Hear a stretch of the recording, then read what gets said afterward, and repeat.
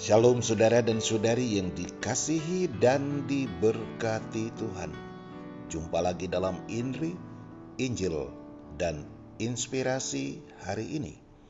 Hari Jumat dalam pekan biasa yang ke-17. Kita akan mendengarkan renungan yang akan dibawakan oleh Pastor Stefanus Chandra, Imam Diocesan Keuskupan Agung Makassar, yang sedang bertugas di Seminarium Anging Mamiri, Yogyakarta. Bapak, Ibu, Saudara-saudariku, pesan bacaan Injil hari ini dan keterangan seputar perikopa ini mengingatkan kita bahwa pembaharuan hidup yang ditawarkan Yesus bagi kita sebagai manusia beriman hanya dapat mengubah hidup kita jika Saudara-saudari, pembaharuan hidup yang ditawarkan Yesus hanya bisa terjadi jika ... Itulah yang akan dijawab oleh Pastor Chandra dalam renungan yang ia persembahkan ini. Marilah kita menyiapkan hati dan pikiran, juga waktu untuk mengikutinya. Kita awali dengan tanda kemenangan Kristus. Dalam nama Bapa dan Putra dan Roh Kudus. Amin.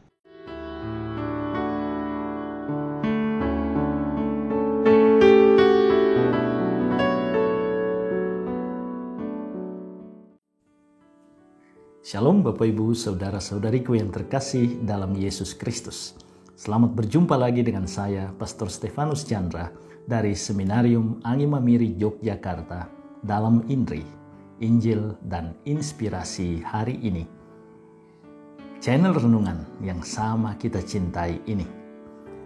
Perikopa Injil yang akan kita renungkan bersama pada hari ini, 31 Juli 2020, diambil dari perikopa Injil Matius pasal 13 ayat 54 sampai 58.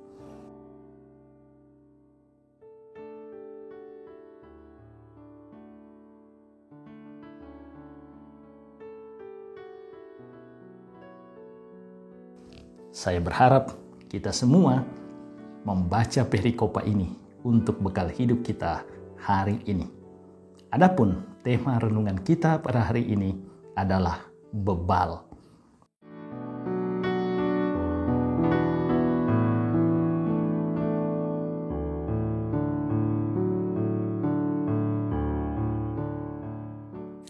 Bapak, Ibu, Saudara-saudariku yang terkasih dalam Yesus Kristus.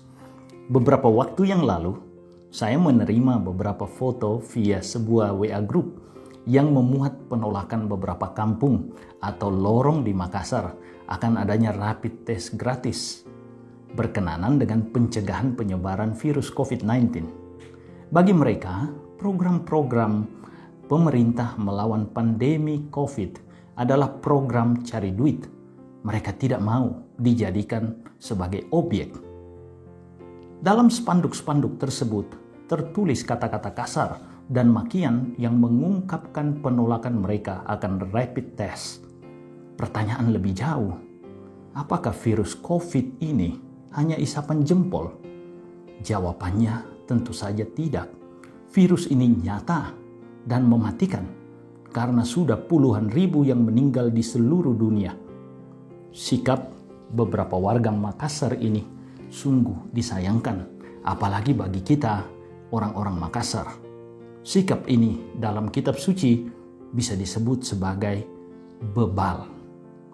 Kompasiana menilai seorang yang bebal sebagai tidak saja menjadi fakta ketidakmampuan orang itu dalam melakukan hal-hal yang dimaksud, karena tidak pernah belajar tentang urusan itu, tetapi kata ini lebih bermakna tidak mau mendengarkan dan menghargai orang lain.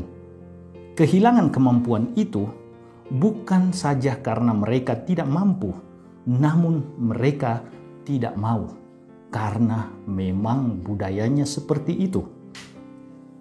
Yesus mengalami situasi yang sama ketika ia pulang kampung ke Nazaret. Yesus dengan reputasi mentereng sebagai penyembuh yang hebat, pembuat mujizat yang ulung, pembangkit orang sakit, Dan orang mati bahkan, guru bijaksana, diakui dan diterima di berbagai tempat, tetapi ditolak karena sikap bebal orang Nazaret. Kita tahu latar belakangnya, tahu keluarganya, bapak ibu, saudara-saudarinya. Ia hanya salah satu dari kita. Apakah mujizat-mujizat Yesus hanya isapan jempol? Tentu saja tidak. Semua itu sangat real. Mereka bahkan mengakui bahwa pengajaran Yesus dengan kata-kata indah yang diucapkannya sungguh luar biasa.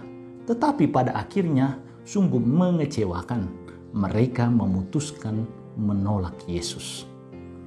Salah seorang tour guide, Jerias Farah, seorang tour guide Israel dan juga seorang dosen kitab suci yang pernah mendampingi grup yang saya dampingi ke Israel, mengatakan bahwa Yesus ke sinagoga di Nazaret tentu atas dasar undangan dari pengurus sinagoga.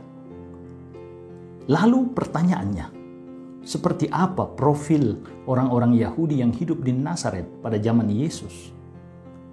Penggalian arkeologi terbaru yang diadakan oleh Profesor Dr. King dari Universitas Reading, Inggris, yang dirilis pada tanggal 17 April 2020 tahun ini, menunjukkan bahwa orang-orang Nazaret zaman Yesus adalah orang-orang Yahudi ultra-ortodoks yang sangat menjaga dengan ketat tradisi keyahudiannya.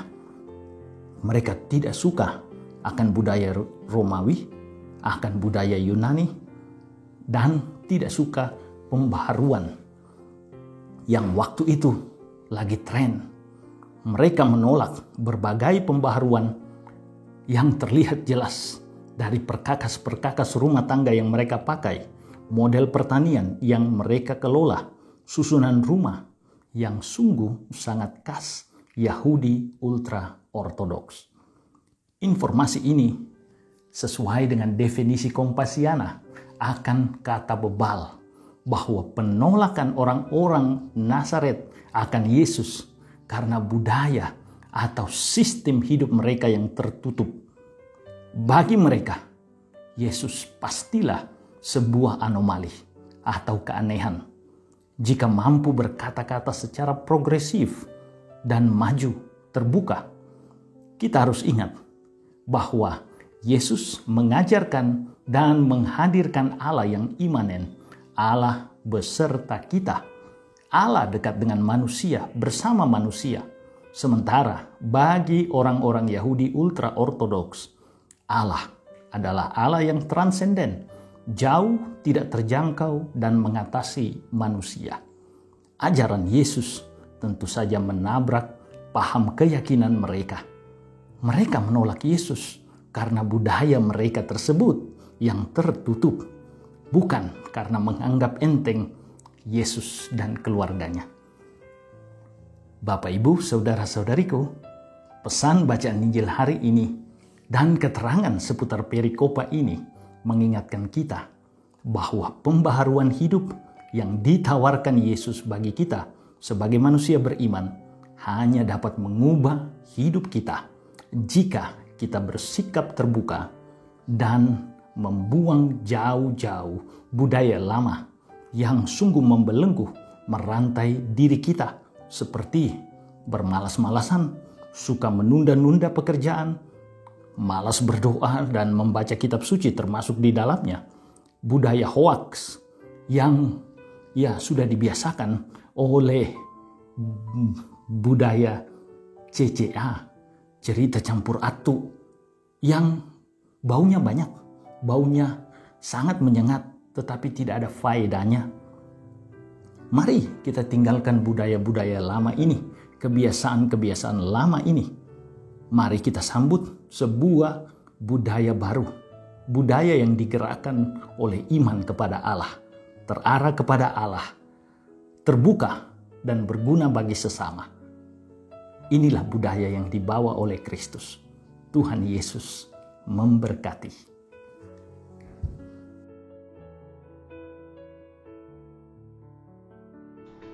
Saudara-saudari, demikianlah Injil dan inspirasi hari ini.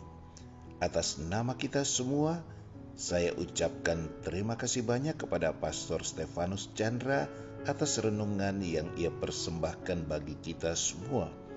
Semoga Pastor Chandra tetap sehat, tetap penuh sukacita, dan selalu menjadi tanda kehadiran berkat Tuhan bagi semua yang ia layani, khususnya para frater, calon imam Keuskupan Agung Makassar yang sedang menjalani pendidikan dan pembinaan di Seminari Angin Mamiri, Yogyakarta.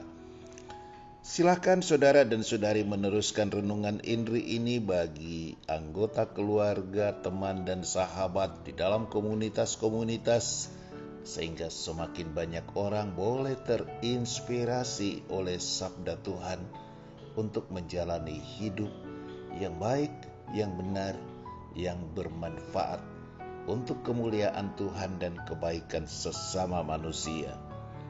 Salam sehat, selamat beraktivitas. Tuhan Yesus memberkati kita semua. Dalam nama Bapa dan Putra dan Roh Kudus. Amin.